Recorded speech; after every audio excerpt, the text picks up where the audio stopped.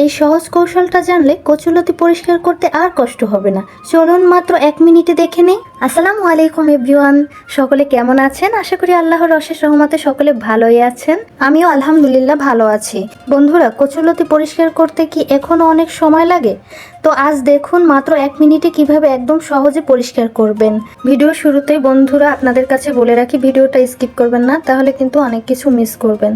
বিশ্বাস হবে না, মাত্র 1 মিনিটে পুরো কচুল্লতি পরিষ্কার করা যায়। দেখুন কিভাবে আমি পরিষ্কার করতেছি, আপনারা তো দেখতেই পাচ্ছেন। আমি কোনো রকম জালি, কোনো রকম ছুরি কাঁচি সব কিছুর সাহায্য ছাড়াই কিন্তু হাত দিয়ে দেখতেই পাচ্ছেন কিভাবে আমি কচুল্লতিটাকে পরিষ্কার করে নিচ্ছি। তাও আবার এক হাত দিয়ে। আমি এক হাতে মোবাইল নিয়েছি আর বাম হাত দিয়ে কিন্তু আমি লতিটা পরিষ্কার করে নিচ্ছি। তো আমি কিন্তু এই কচুরলতিটা আনার পরে সাথে সাথে কাটিনি। এই কচুরলতিটা কিন্তু আমি 3 দিনের জন্য এভাবে রেখে দিয়েছিলাম। এই কচুরলতিটা আমার শ্বশুরমশাই গ্রাম থেকে এনেছিল। তো ওই কচুরলতিটা আমি সাথে সাথে কুটিনি, কারণ গ্রাম থেকে আনা, এটা চাষের না। চাষের হলে তো এটা রান্না করে খেলে কিন্তু গলা চুলকাবে না। আর হচ্ছে বাড়ির আশপাশে আঙিনায় যেটা হয়ে থাকে, এটাই কিন্তু গলা চুলকানোর ভয় থাকে। তো এই কারণে কিন্তু আমি এটাকে রেখে দিয়েছিলাম 3 দিনের জন্য। আর 3 দিন পর কিন্তু আমি এই লতিটা পরিষ্কার করে নিয়েছি। তো দেখতেই পেলেন আমি কিভাবে করে এই লতিটা পরিষ্কার করলাম। আর হাত দিয়ে টান দিতেই কিন্তু এই লতিটা পরিষ্কার হয়ে গেছে। কারণ কি জানেন? এবারে একটা ছোট টিপস দেই। আমি কচুর লতিগুলো 3 দিন রেখে তারপর কেটেছি। এতে লতির ভেতরের পানি কিছুটা শুকিয়ে যায়, তাই খুব সহজে পরিষ্কার করা যায়। আর হাতে চুলকানির সম্ভাবনাও কম থাকে। তারপরও কিছু কিছু মানুষের কচুর লতি বা কচু কুটলে হাত চুলকায়, কিন্তু আমার কিন্তু একদমই হাত চুলকায়নি, যেটা সত্যি কথা বললাম আপনাদের সাথে। তারপরও যদি আপনাদের কোনো রকম সমস্যা মনে হয়, তো আগে থেকে হাতে একটু সরিষার তেল মেখে নিতে পারেন বা হাতে গ্লাভস পরে তারপরেও পরিষ্কার করতে পারেন। কিন্তু আমার কাছে এরকমই সহজ মনে হয়েছে লতি পরিষ্কার করার জন্য। আমি কিন্তু লতিটা পরিষ্কার করে কুটে ধুয়ে তারপরে কিন্তু রান্নায় চলে এসেছি। আমি এখানে শুটকি মাছ দিয়ে, তারপর হচ্ছে কচুর লতি দিয়ে আর কাঁঠালের বিচি দিয়ে রান্না করব। তো বন্ধুরা, আপনারা দেখতেই পেলেন আমি কিন্তু শুটকি মাছটাকে আগে শুকনো খোলায় টেলে নিয়েছি, তারপর এটাকে ধুয়ে রান্না করব। আর আমি চুলায় একটি প্যান বসিয়ে দিয়ে দিয়েছি তেল। তেলটা গরম হলে দিয়ে দিয়েছি কুচানো পেঁয়াজটা কিছুক্ষণ ভেজে নিয়ে দিয়ে দিয়েছি রসুন বাটা। এখানে রসুন বাটাটা একটু বেশি করেই দিতে হবে। রসুন বাটাটা একটু ভেজে নিয়েছি, তারপরে দিয়ে দিলাম হলুদের গুঁড়া, মরিচের গুঁড়া, আর দিয়ে দেব সামান্য একটু পানিটা দিয়ে দেব যাতে মশলাটা পুড়ে না যায়। বন্ধুরা, আপনারা যারা ভিডিওটি দেখতে দেখতে এই পর্যন্ত চলে এসেছেন কিন্তু এখনো পর্যন্ত একটি লাইক করেননি, প্লিজ একটি লাইক করে দিবেন। আপনাদের মূল্যবান একটি লাইক আমার এই ভিডিওটি অনেকের কাছে পৌঁছে দেবে। অলরেডি যারা লাইক করে দিয়েছেন তাদেরকে অসংখ্য অসংখ্য ধন্যবাদ। বন্ধুরা, জানেন তো আমি কচুরলতি যে পরিষ্কার করার টিপসটা, এটা কিন্তু আমার দাদি নানির থেকেও দেখেছি, তারপর আমার আম্মুকে দেখেছি, আমার শাশুড়ি মাকে দেখেছি। তাদের কিন্তু আমি এভাবেই করে পরিষ্কার করতে দেখেছি। তারা এক কাজে 2 কাজ করে ফেলতো। যেমন কচুলতিটা তাড়াতাড়ি পরিষ্কারও হয়ে যেত, আবার গলা চুলকানোর ভয়টাও থাকতো না। এই 2 দিন রেখে দেওয়ার কারণে তারা 2-1 ঘন্টা রোদেও রেখে দিত, আমি যেটা দেখেছি। আর এই লতিটা রান্না করার পরেও কিন্তু একদম গলা চুলকাবে না, মুখ চুলকাবে না। আজকে যদি কেউ আমার চ্যানেলে নতুন বন্ধু এসে থাকেন, তাদের প্রতি রইল অনেক অনেক ভালোবাসা।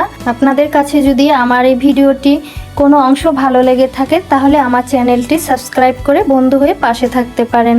আমার এই চ্যানেলে কিন্তু আমি সবসময়ের জন্য সহজ এবং ঘরে থাকা সাধারণ উপকরণ দিয়েই রান্নাবান্না করে থাকি।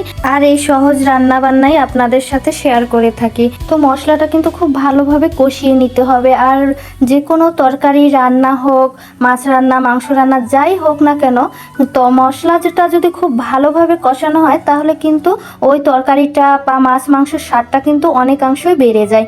তো মশলা ভালোভাবে কষানো হয়ে গেলে তারপর আমি মাছটা দিয়ে একটু কিছুক্ষণ কষিয়ে নিয়েছি। তারপর কিন্তু আমি কাঁঠালের বিচিটা দিয়েও কিছুক্ষণ কষিয়ে নিয়েছি। তারপরে আমি দিয়ে দিয়েছি কিছুটা পানি, যাতে কাঁঠালের বিচিটা ভালোভাবে সেদ্ধ হয়ে যায়। আর কচুরলতিটা আমি একটু পরে অ্যাড করব। কাঁঠালের বিচির সাথে কচুরলতিটা যদি একসাথে কষানো হয় তাহলে কিন্তু কাঁঠালের বিচিটা শক্ত থাকবে এবং লতিটা তাড়াতাড়ি সেদ্ধ হয়ে যাবে। তাই আমি কাঁঠালের বিচিটা আগে কষিয়ে সেদ্ধ করে নেব, তারপরে আমি কচুরলতিটা অ্যাড করব। বন্ধুরা, এই ছোট ছোট টিপসগুলো আপনাদের ভালো লেগে থাকলে চ্যানেলটি সাবস্ক্রাইব করে পাশেই থাকতে পারেন।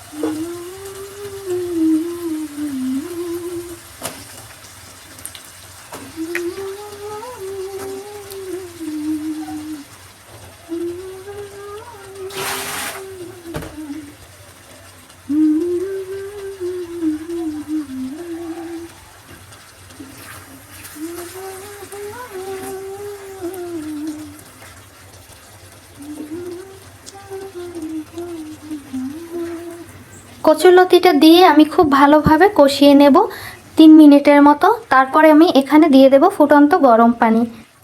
আর যে কোনো রান্নায় গরম পানিটা ব্যবহার করলে হবে কি, আগে থেকে পানিটা ফুটানো থাকে, তো এই কারণে রান্নার স্বাদটা আরও বেশি মনে হয়।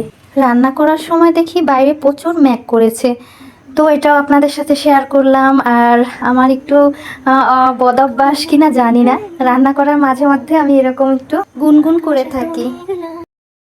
এই মেঘলা দিনে একলা ঘরে থাকি না তোমার, কাছে যাব কবে পাবো ওগো তোমার নিমন্ত্রণ।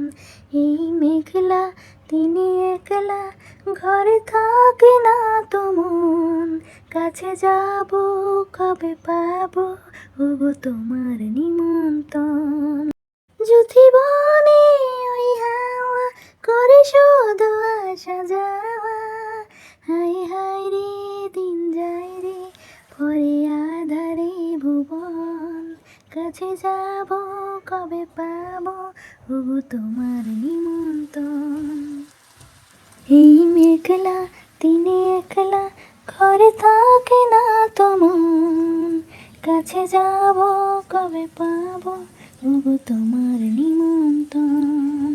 শুধু ঝরে ঝড়ো ঝড়ো আজ বাড়ি সারাদিন, আজ যেন মেঘে মেঘে হলো মন যে উদাসীন। ঝড়ো ঝড়ো ঝড়ো আজ বাড়ি সারাদিন, আজ যেন মেঘে মেঘে হলো মন যে উদাসীন। এই মেঘলা দিনে একলা ঘরে থাকে না তোমার, কাছে যাব কবে পাবো ওগো তোমার নিমন্ত্রণ। আচ্ছা, আমার মতো রান্না করতে বসলে কে কে এরকম গুনগুন করো কমেন্টে বলো তো। আমি তো রিলিক্স ভুলে গেলে গুনগুন করি, আমি কিন্তু এরকম রান্না করতে বসলে মাঝে মাঝে গুনগুন করে থাকি। যাই হোক বন্ধুরা, তোমাদের গান শোনার দরকার নেই, কমেন্টে বলে যেও রান্নাটা কেমন হলো। বন্ধুরা, তো আমার কিন্তু রান্নাটা অলরেডি হয়ে গেছে, দেখতেই পাচ্ছ মাশাআল্লাহ কালারটা দেখতে যেরকম সুন্দর হয়েছিল, খেতেও কিন্তু খুবই মজার হয়েছিল। আর আমরা সবাই কিন্তু রান্নার পরেই খাওয়া দাওয়া শেষ করে কিন্তু ভয়েসটা দিয়ে থাকি, তাই কিন্তু আমি তোমাদেরকে বলতে পারছি যে রান্নাটা কেমন হলো। তো বন্ধুরা, আজকের রেসিপিটি তোমাদের কাছে কেমন লাগলো অবশ্যই কমেন্টে জানাবে, আর ভালো লাগলে লাইক কমেন্ট শেয়ার করতে ভুলবে না। আর আমার কথার মাঝে যদি কোনো রকম ভুল ত্রুটি হয়ে থাকে তাহলে সবাই ক্ষমা সুন্দর দৃষ্টিতে দেখবে। দেখা হবে নতুন অন্য কোনো রেসিপি নিয়ে, ততক্ষণ পর্যন্ত সবাই ভালো থাকবে, সুস্থ থাকবে। আল্লাহ হাফেজ।